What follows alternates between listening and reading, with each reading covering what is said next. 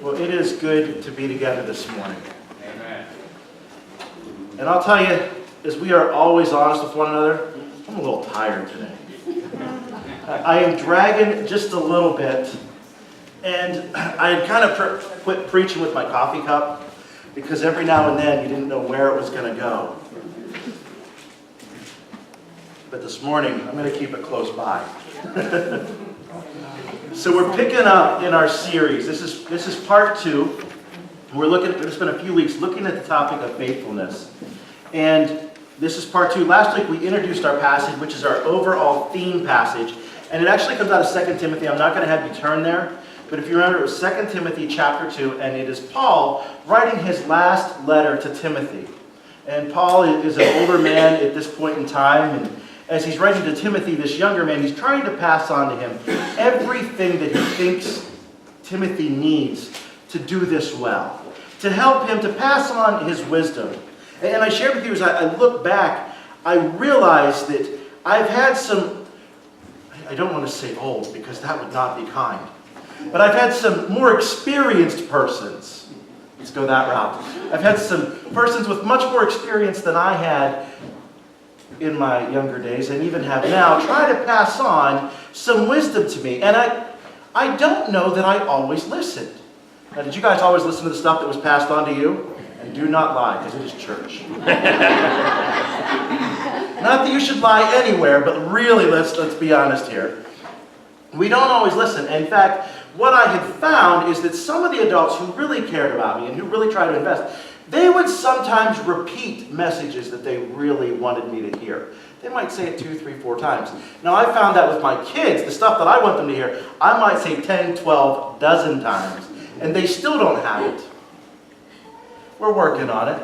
But this letter from Paul to Timothy, he repeats a theme of faithfulness to Timothy. It's a topic that he really wants Timothy to understand, because to do it well, you need to understand that following God is more than just how we feel. It is more than just being good, because we'll never quite be good enough, right? If we could be good enough, we wouldn't need Jesus on the cross. And so that there will be difficult days, there will be very, very hard days. And Paul wants Timothy to know that no matter what, don't quit. Don't stop no matter what, Timothy. And Paul gave Timothy 3 really good examples that we focused on in this passage. He talks to him about a soldier, he talks to him about an athlete, and he talks to him about a farmer.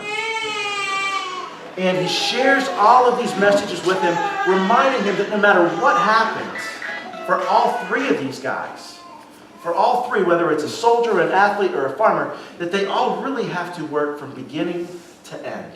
It's a race of endurance. It's a race of faithfulness. And that is the perspective that he puts before Timothy. Now, I am convinced that Paul not only had the current examples that he was able to share with Timothy, but he knew the Scriptures well, especially the Old Testament Scriptures. And as he was sharing, I am convinced that one of the stories in his mind was that of Elijah the prophet. And there are a number of things that Elijah is remembered for. One of the most prominent is his great battle with the god Baal. And if you remember the altars that they set up, and Elijah has his altar set up, and he has the prophets of Baal set their altar up, and then he taunts them and teases them and says, do whatever you must to get your God to send fire and to consume your altar, to consume your offering. And then they pray, and nothing happens for the prophets of Baal. But Elijah, when it is his turn, he does the unthinkable. He sends servants to get pitchers of water and pour over the altar. How many of you have ever built a fire with wet wood? Is it your favorite? I could do it with a lot of kerosene. We don't read in the Scriptures that Elijah had the prophets then pour containers of kerosene onto the wet wood. They dumped container after container onto the water, or onto the wood, to really soak it. And then when Elijah prayed, God sent fire from the heaven and consumed the sacrifice. It's an amazing passage, but before that happens, Elijah was still at work in the land of Baal. And one of these passages that we have here is in 1 Kings chapter 17. It's where we're going to pick up this morning if you have your Bibles. So 1 Kings chapter 17, starting with verse 7. we read that sometime later the brook dried up because there had been no rain in the land. Then the word of the Lord came to him, that's Elijah, "Go at once to Zarephath in Sidon and stay there. I have commanded a widow in that place to supply you with food." So he went there. And when he came to the town gate, a widow was there gathering sticks. He called to her and asked, "Would you bring me a little water in a jar so that I may have a drink?" As she was going to get it, he called, "And bring me, please, a piece of bread." "As surely as the Lord your God lives," she replied, "I don't have any bread. Only a handful of flour in a jar and a little oil in a jug. I am gathering a few sticks to take home and make a meal for myself and my son, that we may eat it and die." Elijah said to her, "Don't be afraid. Go home and do as you have said, but first make a small cake of bread for me from what you have and bring it to me. And then make something for yourself and your son. For this is what the Lord, the God of Israel, says, the jar of flour will not be used up, and the jug of oil will not run dry until the day the Lord gives rain on the land." She went away and did as Elijah had told her. So there was food every day for Elijah and for the woman and her family. For the jar of flour was not used up, and the jug of oil did not run dry, in keeping with the word of the Lord spoken by Elijah. Sometime later, the son of the woman who owned the house became ill. He grew worse and finally stopped breathing. She said to Elijah, "What do you have against me, man of God? Did you come to remind me of my sin and kill my son?" "Give me your son," Elijah replied, and he took him from her arms, carried him to the upper room where he was staying, and laid him on his bed. Then he cried out to the Lord, "O Lord my God, have you brought tragedy also upon this widow I am staying with by causing her son to die?" Then he stretched himself out on the boy 3 times and cried to the Lord, "O Lord my God, let this boy's life return to him." The Lord heard Elijah's cry, and the boy's life returned to him, and he lived. Elijah picked up the child and carried him down to the room into the house. He gave him to his mother and said, "Look, your son is alive." Then the woman said to Elijah, "Now I know that you are a man of God, and that the word of the Lord from your mouth is the truth." Elijah is really deep into the land of Baal. And this is hard for us to understand because we're used to being able to think of God as going anywhere that we go. That was not the way in this time. Every country, every land had their own deity. And when you crossed the border, your deity stayed put and you picked up the new one. And that's who you would begin to worship. And so for Elijah to have a God who traveled with him deep into the territory of another God was very different from what everyone else was used to. In fact, it was very hard for everyone to understand how his God could travel with him. Now, we just assume that our God goes anywhere that we go. We have a completely different way of thinking. And although we may suffer drought and famine caused by that drought, a lot of times we're able to go to the store and get what we need.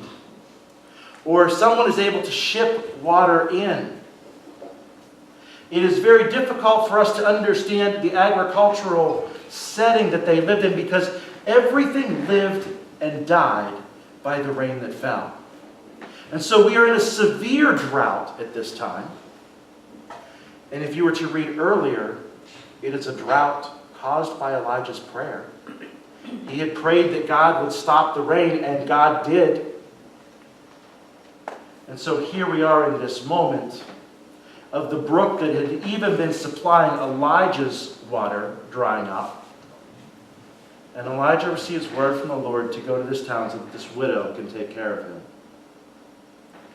As we meet the poor widow, and I shouldn't say poor widow, because she's not a poor widow. In this time, it was very unusual for women to own homes, and she did. And if you catch, not only did she own her own home, but her home had an upstairs room. This was a good-sized home, so she was not a poor widow by any means. But the drought had affected her so much that she had nothing left. And so as she's there getting a drink and gathering sticks, her plan is very simple. She's going to take what little she has and make one last meal for her and her son. I don't know if your cabinets have ever really been empty, But I can think of some times where mine have been pretty empty. Not to that point where I thought it was one meal and that would be it. And I do have some reserves, I know that. But I can think of some times of looking at my cabinets and not much being there. It's not a fun experience. And I can think of some times of family members who shared as they were growing up that there were times that they didn't have anything to send the kids to breakfast with. Because there was just no money to buy food. And it was out of season for any crops from the garden. We have some idea what it's like, but maybe not to the point of our last meal. I can't imagine the emotional turmoil of this woman, knowing that what she is about to do is it for her and her son. And being in that state, to be asked for a drink of water is maybe not the worst thing. That's something she could pull from the well. But can you imagine how it must have felt when Elijah asked for the cake? While you're at it, bring me something to eat. Now, I have learned over the years, to be a good guest in a home, you don't just ask for stuff. Right? In our society, if you're going to be a good guest, you wait until it's offered. Now, sometimes this is hard. I've walked into some homes where there were some great things sitting out. Freshly baked pies, freshly baked cookies, and the house just smelled like food. And to be a good guest, you wait. You might sit there and glance at it. You might even stare at it. But in our society, it's kind of rude to say, hey, I don't know what you're doing with those cookies, but I'd like one. But that's a different society. And as Elijah goes and he asks for this last piece of bread, it must have felt like the straw that broke the camel's back to the widow.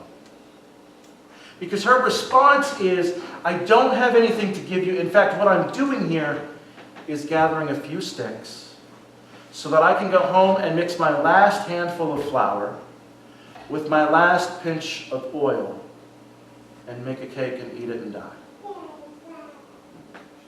And if you read the language, how much is a handful of flour? Not much. It's not much. And even if you had a gallon of oil and it only mixes with a handful of flour, how much of a cake is that going to make? Not much. And what we are left with in the scriptures is this idea that the oil that she had just about matched the amount of flour that she had. And so we're picturing a little cake when it's made.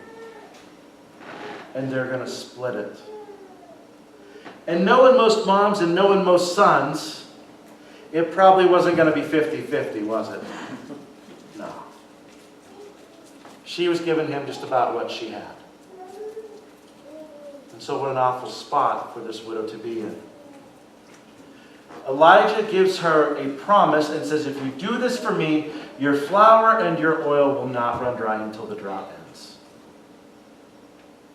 It's words. He gave her words. He didn't give her money to go buy something.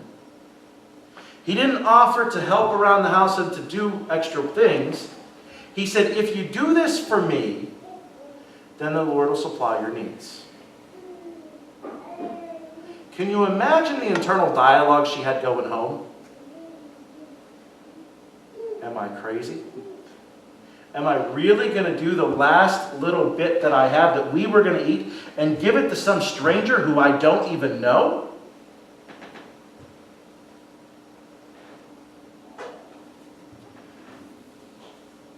And she does. She does. And I've often wondered why. Because I don't believe that God just overrode her and made her do that. I think it was an internal wrestling. She knew that Elijah was a prophet, that he worshipped Yahweh, because she even references your God. So she had some idea who she was. There had to be a brief moment where she thought, maybe this is real, maybe I can try this, and we'll see how it works. Maybe it was a moment of complete desperation of, I've got nothing else to lose. But in that, it was truly a step of faithfulness. What would have happened if she would not have done this? Well, first, we probably wouldn't have the story. We probably wouldn't. But she probably would have done exactly as she planned. She would have gone home, made her last cake, split it, and they most likely would have died. But in this act of desperation, she decides to be faithful to what Elijah has said, and she makes a cake for him. And I've got to be wondering if the whole time it baked, she thought, is this really it? And we don't know how old the son was. He was a boy, old enough for Elijah, or young enough for Elijah to carry. But I know what it's like with our kids when we're making food and they're hungry. Even though they don't really know what real hunger is like. They may say they do, but they don't. They're right there, sniffing at the stove. Even Alex, we can call him and he's nowhere around. If he smells chicken nuggets, he's there. And for that matter, the dog shows up. The last bit, as you smell the aroma filling the house, and you know it's not for you, it's for someone else. Boy, that's a step of faithfulness.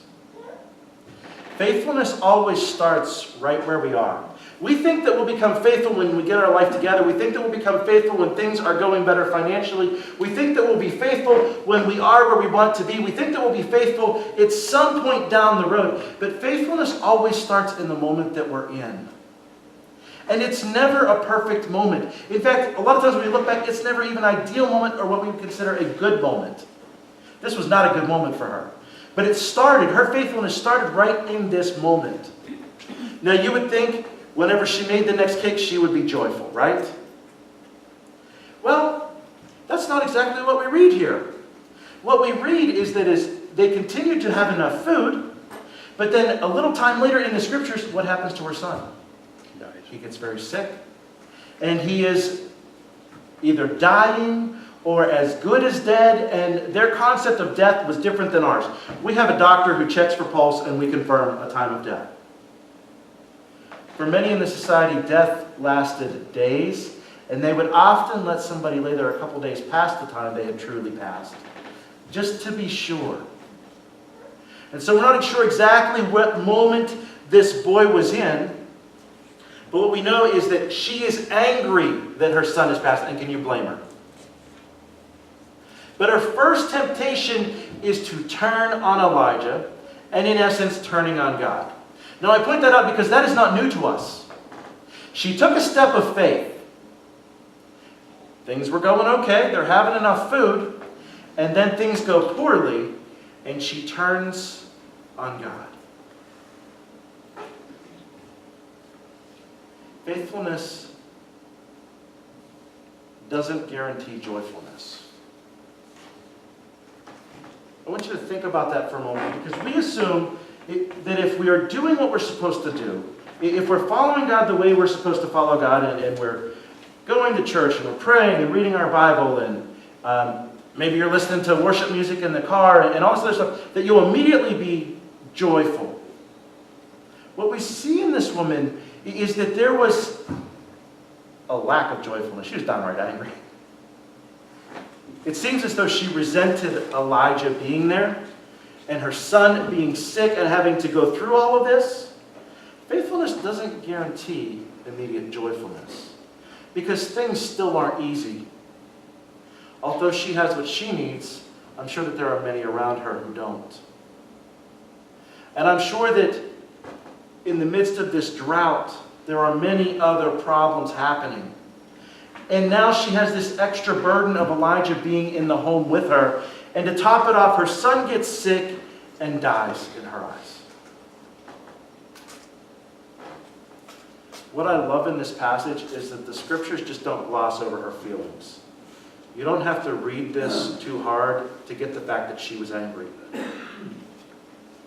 And I love to put myself in the scriptures and to feel what people were feeling, because then it helps when we go through similar circumstances. If we assume, oh, She knew that God was just going to take care of her and that Elijah was going to bring her son back. She didn't know that. She thought this was it for her son. And we don't know the end of the story that we're in. We never know how it's going to go. That's why our emotions are all over the place. That's why some days we feel exhausted. We just feel like perhaps we can't go on. And I love that the scriptures include it, because we get to see that she's still angry, even though God had delivered on his promise and the flour hadn't run out and the oil hadn't run dry. Now, for those of us who've been Christians for a long time, that leads to feeling guilty. Boy, I'm still angry even though I've had what I wanted. There's no apology here for this. There's no apology for her being angry in this moment. And what we see Elijah do is actually take this child upstairs, to lay the child out on his bed and to pray over the child 3 times. I don't think there's anything magic in that. What we see is God responding to Elijah's prayer. And Elijah is even angry. Did you catch what he says to God? Did you bring calamity onto this home too? Boy, faithfulness and anger, we don't think those go together. Because if you're going to be a good Christian, you should never be angry, right? I've heard that before. If you're going to be a good Christian, you should always be joyful. No, sometimes we're not. If you're going to be a good Christian, you should always just trust God and never, ever have any doubts. I've had doubts. And this story shows all of it. And yet what we see are faithful steps each and every time from Elijah and the widow. Boy, that is tough. It makes what Paul said to Timothy about being a soldier and being an athlete and being a farmer, it kind of puts it into perspective. Paul knew exactly what he was talking about. When you consider his life with everything that he had gone through, the times he had been flogged, the times he had been beaten, the times he had been shipwrecked, the times he had been in prison, Paul knew that just because you follow God doesn't mean life will be easy. That just because you are faithful doesn't mean you will get everything that you want or everything that you think you deserve. And I will tell you, I hate saying these words because someone will remind me of them later when I'm complaining that I don't have what I want. And when I'm grumbling because things aren't going the way I want them to go. Faithfulness is never about a feeling. It's about the steps that we take. It's about the choices that we choose to make and to follow. And what we see for the widow, and what we see for Elijah, and what I believe that we see in our own life, is that faithfulness leads to more experiences with God. The widow, the morning that she went out, everything was over in her life. She was using her last bit of food to make something for her and her son, and they were going home to die. That was it. But because Elijah was there, and he offered her something that she obviously felt she couldn't pass up, and she was faithful and did that, multiple days went by because until her son got sick. And when her son gets sick, Elijah takes him up, prays for him, and he is healed dramatically. It's an awesome story. And what we see here is not only God giving back the woman her life, but God giving back the woman her son 2 different times.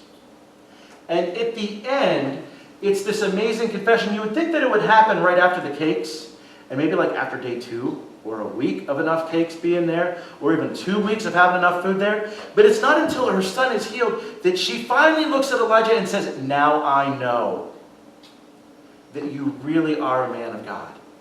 It wasn't just having her needs met.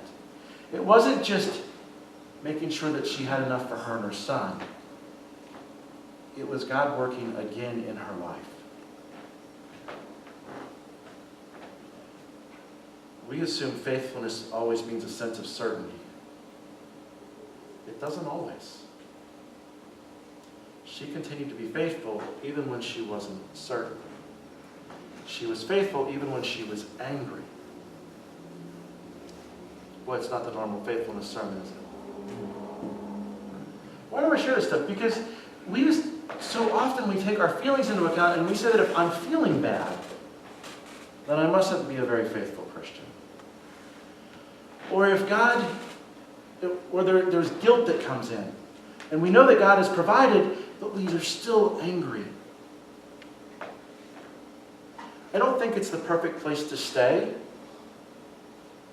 because I don't want to be an angry person, and I don't want to see you as an angry person, but it's not okay to pass, it's not bad to pass through there. It's okay to pass through there. And to have these emotions and experiences as we are faithful and follow God. Because it's never easy, but it begins right where we are. And so this morning, I want you to begin to think about your own life and where you're at. And I don't know where you are on your faithfulness journey. Maybe you are like the widow and God really wasn't even on your radar. But I think that God is reaching out for you this morning and offering you something that is amazing. We sang about it. We proclaim it every month as we do communion. But it's really eternal life. And it comes down to a choice of, do I believe that God says God will do what God says he'll do, or do I not? Well, it was a choice the widow made that day. Do I believe that God will do what he says he'll do, or not? And if so, what does that mean? For us, it means trusting God with the decisions that we make on a daily basis.